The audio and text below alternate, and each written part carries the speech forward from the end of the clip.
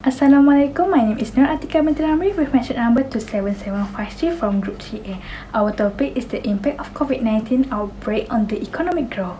COVID-19 or coronavirus is an infectious disease from Wuhan that infects the respiratory system to the point of death. COVID-19 was detected in Malaysia in January 2020 and the high increase in COVID-19 cases prompted government to take action to implement Movement Control Order (MCO) to break the COVID-19 chain. MCO caused almost all economic sectors to be closed to reduce public movement and thus affecting the country's economic growth. COVID-19 has affected economic activity in 5 major sectors, which is agriculture, manufacturing, construction, service, and also mining and quarrying. Firstly, GDP agricultural sector decreased by -2.2 because at the beginning of MCO, there was panic buying among the community. Because of food is the main source of survival, food supply demand is high, but it can be overcome and sufficient. Overall, this sector was less affected during the MCO and allowed to operate as a main sector of food supply for Malaysia during a pandemic. Secondly, GDP of manufacturing sector declined by -2.6 due to unusual factors need to be closed. It's difficult for factors to get the supply chain, especially from abroad. This caused a shortage of supply and slow export and import activity. But during the pandemic, demand for rubber product and disinfectant product is high because they are used to prevent the spread of COVID-19 in the community. Thirdly, COVID-19 made the construction sector suffer the biggest loss due to unsold properties and many mega projects are disrupted throughout the pandemic. This sector is considered a less important sector during a pandemic because consumers reduce asset purchase and more spend on food. This is causing GDP construction to decline by -19.4. Fourthly, the GDP service sector declined by -5.5 because this sector was encouraged to be closed due to need to meet the customer can encourage more increased COVID-19 cases.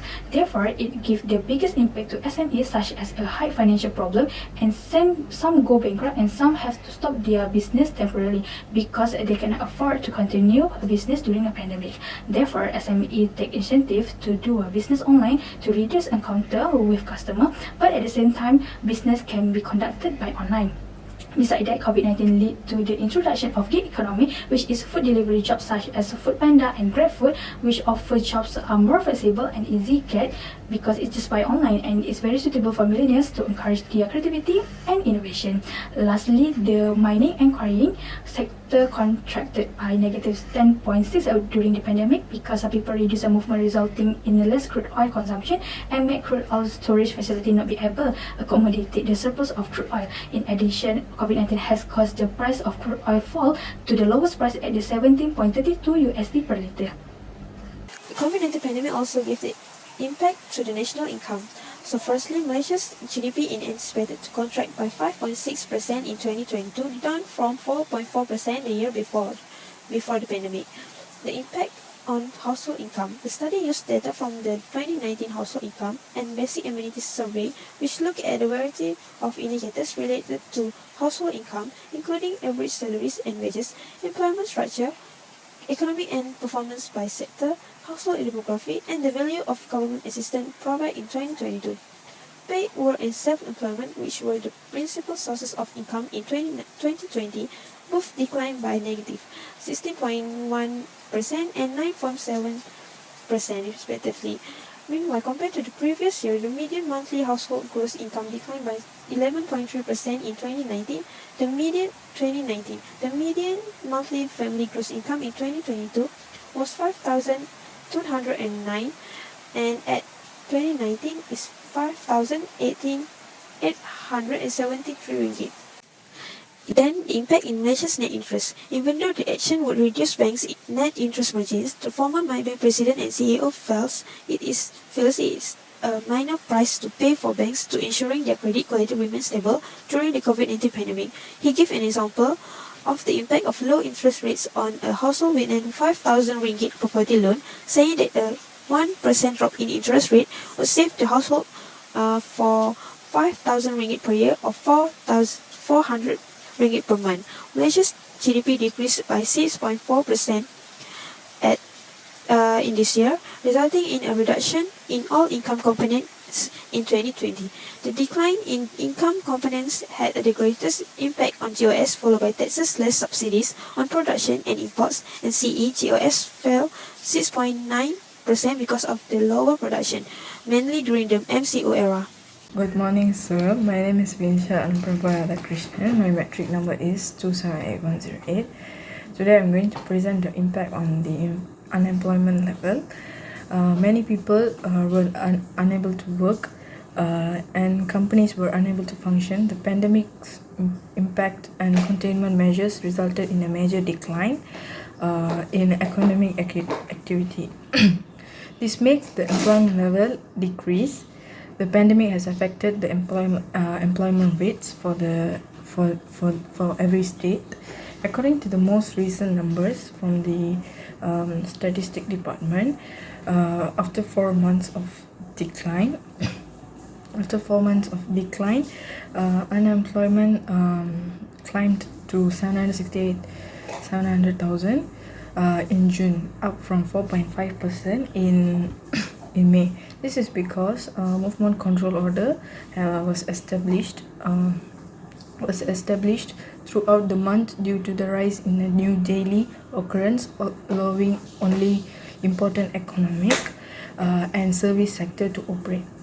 The unemployment rate fell by 0.1 percentage point year on year to 4.9% in June 2020.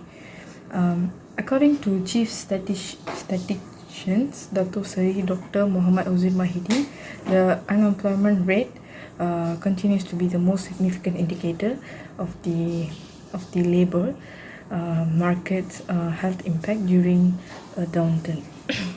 The proportion of young people unemployed compared to the national average has risen, and graduate unemployment rate has remained a national problem with factors access to and quality of higher education strengthening class divisions. Thank you. Next, I would like to present the government policy response to ease the impact of COVID-19 outbreak on the economic growth of Malaysia. From 2020 to 2021, our government has provided some financial assistance to assist our Malaysians who suffer financial problem COVID-19 and at the same time to regain our economic growth, which is our GDP. Firstly, our government has launched the first economic stimulus package called BINTI on March 2020. The BINTI packaging costing 250 billion to give emergency help to everyone, particularly those are impacted by COVID-19 pandemics, protecting rakyat, supporting businesses, and strengthening these are the three major goals this economic stimulus program. Secondly, the Malaysian government launched the 35 billion short-term national economic recovery plans called BENJANA on 5th of June 2020, with the goal of covering the Malaysian. BENJANA offers key activities that concentrate on three primary goals. For example, BENJANA wages subsidies program 1.0 benefits a lot of employer and employee and so on. Besides, the government announced an 40 billion financial relief program called Permekasa Plus on 31st May 2021 to help impacted nations and address the economic effects of control. Citizens classified as default who are jobless as a result of lockdown, as well as SME, they are not allowed to get under the lockdown, which will give option 3 months debt repayment moratorium or a 50% reduction in debt payment. Apart from that, Malaysia revealed the stimulus package on Monday on 28th of June 2021. Government will spend 10 billion on Malaysia's subsidies, unemployment assistance, and cash help as part of the 100 billion ringgit program. Micro, small, and medium-sized enterprise get special subsidies as part of the package, which also include increased financial aid to struggling families. Lastly, our government set around 320 billion to the country to aid Malaysia in surviving outbreak budget 2020. Hi, my name is AINA NAJWA binti AHMAD SHUKRI, no metric 278162. Here I'm going to talk about stimulation package. To stimulate the deteriorating economy, the government used the stimulation package as one of the economic measures. The goal of stimulus plan is to strengthen economizing and stop recession by increasing job opportunities with youth currently affected. The idea of the use of stimulus package was due to Keynesian economy, which state that the recession cannot improve on its own. Therefore, intervention from the government can help cope with the malaise of the economic slump. To guide a stimulus package or an increase in government spending can help offset the decline in private spending. Therefore, an increase in aggregate demand will slow the output gap in the economy. During a less devastating economic downturn than the COVID-19 stimulus package, which usually was included, some incentive and tax provide the government to higher requirement in an effort to pull the government out of the recession it is facing. Stimulation package can exist in the financial order stimulus or fiscal encouragement as well as quantitative easing. There are three types of stimulation package, which is monetary stimulus, fiscal stimulus, and quantitative easing. First, monetary stimulus. Monetary stimulus is an encouragement that requires profit charge to restore the saving. When profit rate decrease, there are additionally incentives to the public and consumer to borrow because borrowing cost has minimized. When someone and businesses have borrowed more, there is extra fund in circulation. Incentive will reduce to keep and more investment to use up with a decrease and interest cost will as well incapacitate a country trade cost, thus successfully increasing export.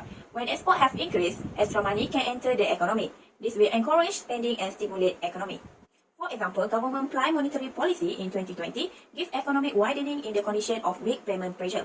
Central Bank Malaysia announced that an important rise in risk, the increased point of view since end 2019, mostly by COVID-19, the overnight policy rate has dropped in January and March 2020 by entire 50 fundamental principle to 2.50%. Each adaptation focused to give conjunctive monetary surrounding to bear economic blooming in the face of small inflation.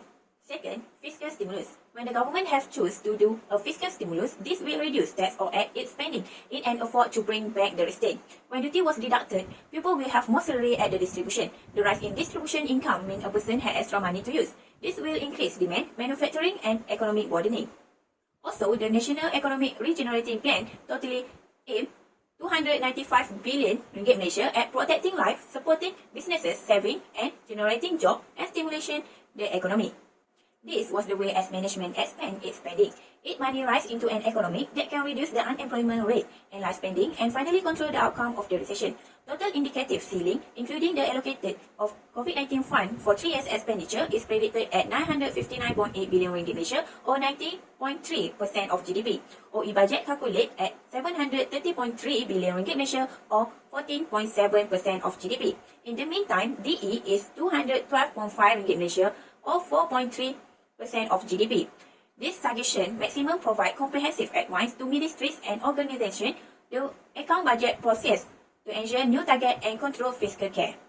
Besides, the government had initiative and measure to the Prihatin Tambahan and National Economic Regenerating Plan totaling 295 billion ringgit Malaysia aimed at protecting life, supporting businesses, saving and regenerating jobs and stimulating the economy. Lastly, quantitative easing. Quantitative easing is a category of expansionary fiscal strategies. Quantitative easing happens when a country's reserve bank buy higher digit of banking benefit like bonds, business institution, and more economic institution. The attachment of benefit in a large number will be increasing widespread the excess fund hold on to a bank. This move loan increase the cash contribution on the flow, higher bond price, reduce yield, and lesser interest rate. Therefore, government always prepare option for quantitative easing or standard monetary stimulation is no more successful. On the other hand, Malaysia financial promotion are protected as state has increased lot of its account nationally. The administration has raised its statutory debt limit from 60% to 65% of gross domestic product to fund with COVID-related fiscal package that don't care about quantitative easing program like US. In conclusion, COVID-19 has a big impact on the national economy. However, the government has played a big role in ensuring that the economy does not continue to decline. Hopefully, the Malaysian vaccination program will be able to restore the Malaysian economy and the health of Malaysians to the new norm. That's all from us. Thank you for watching.